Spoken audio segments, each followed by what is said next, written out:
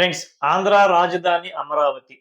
ఈ అమరావతి ప్రాజెక్ట్ అనేది కూటమి ప్రభుత్వానికి, ముఖ్యంగా సిబిఎన్ గారికి చాలా ప్రెస్టీజియస్ అయిన ప్రాజెక్ట్ ఇది.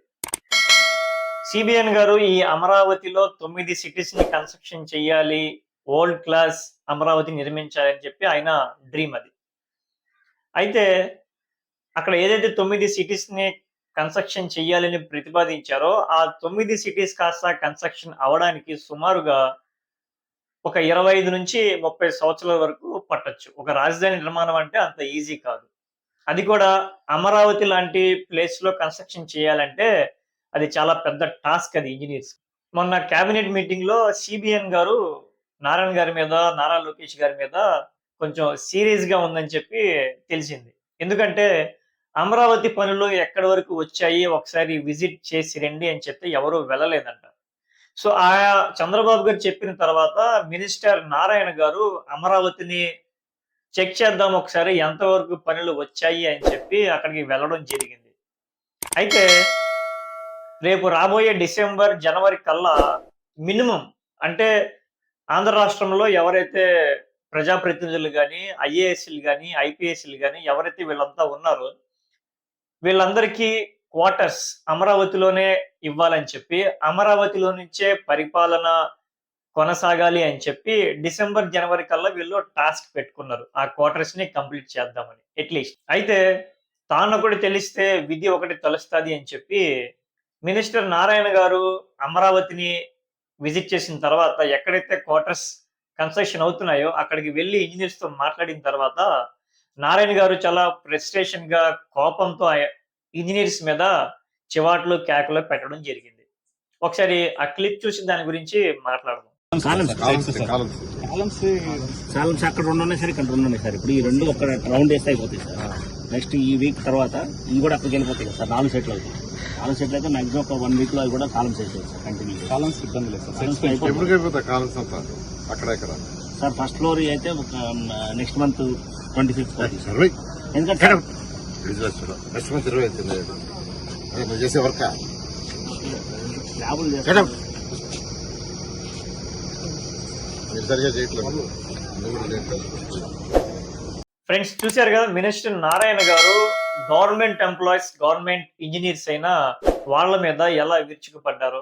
అయితే కారణం ఏంటంటే మినిస్టర్ నారాయణ గారు కోపపడ్డానికి కొన్ని రీజన్స్ ఉన్నాయి. అనుకున్న పని త్వరగా అవ్వట్లేదు అని చెప్పి ఆయన కోపడ్డారు. కానీ అక్కడ పని పని ఎందుకు అవ్వట్లేదు అంటే ఈ అమరావతి రాజధాని, అమరావతి ప్రాంతం ఏదైతే ఉందో కృష్ణా నదికి ఆనుకొని కొంచెం డిస్టెన్స్‌లో ఉంటది. ఎప్పుడైతే కృష్ణా నదికి వరద వస్తదో ఆ వరద కాస్త ఇన్‌సైడ్ ద ఎర్త్ మూవ్ అయ్యి అక్కడ ఓట్ అనేది స్టార్ట్ అవుతది. వీళ్ళు కన్‌స్ట్రక్షన్ చేయడానికి మనం జనరల్‌గా పిల్లర్స్ ఏస్తారు. అటువంటిది అమరావతి కన్‌స్ట్రక్షన్‌కి పెద్ద పెద్ద పిల్లర్స్ ఏసి గుంతలు తీస్తారు. పిల్లర్స్ చేయడానికి తీసిన గుంతల్లో ఆటోమేటిక్‌గా ఓట పైకి లెగిసి నీళ్లు రావడం వల్ల పనులకి కాస్త బ్రేక్ పడుతుంది. ఎందుకంటే వర్షాకాలంలో అమరావతిలో కన్‌స్ట్రక్షన్ చేయాలి అంటే అది సాధ్యమైన పని కాదు. 80% వరకు పనులు ఆగిపోతాయి. ఎందుకంటే వాళ్ళు ఎంచుకున్న ప్లేసే రివర్ పక్కన. రివర్ పక్కన అంటే ఆల్‌మోస్ట్ ఎప్పుడు వాటర్ కన్‌స్ట్రక్షన్ ఎప్పుడు ఎర్త్‌లో అలా ఉంటూనే ఉంటుంది. సో, దానికి పాపం ఇంజినీర్స్ ఏం చేస్తారు? ఆ ఇంజినీర్స్ మీద ఈయన కోప్పడుతున్నారు. మినిస్టర్ నారాయణ గారు, మీరు నారాయణ స్కూల్స్, నారాయణ కాలేజ్ కట్టినంత ఈజీ కాదండి అమరావతి రాజధాని కట్టడం అంటే. సో, వాళ్ళ మీద మీరు విరుచుకుపడితే ఎలాగా?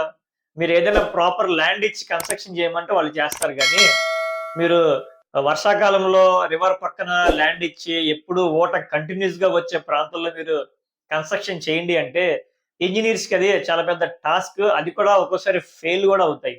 సో, ఇప్పటికే మీరు అనుకున్న క్వార్టర్స్ అనేది కంప్లీట్ చేయలేదు.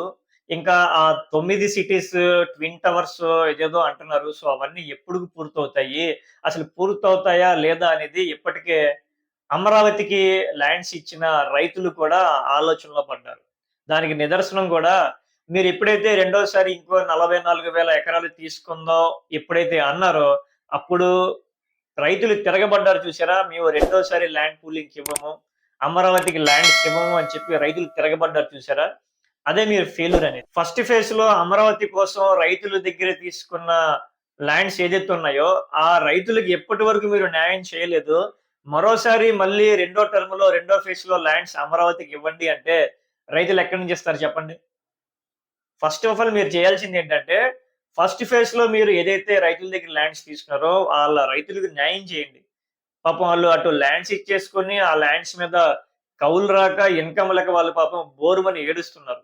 సో, కూటమి ప్రభుత్వం ఇప్పటికైనా అమరావతికి ఎవరైతే ల్యాండ్స్ ఇచ్చారో ఫస్ట్ ఫేజ్‌లో, వాళ్ళకి కొంచెం న్యాయం చేసి, ప్రాపర్‌గా అమరావతి కన్‌స్ట్రక్షన్ అయ్యేలాగా హడావిడిగా కాకుండగా కొంచెం లేట్ అయినా సరే పర్ఫెక్ట్ వేలో అయ్యేలాగా చూడండి.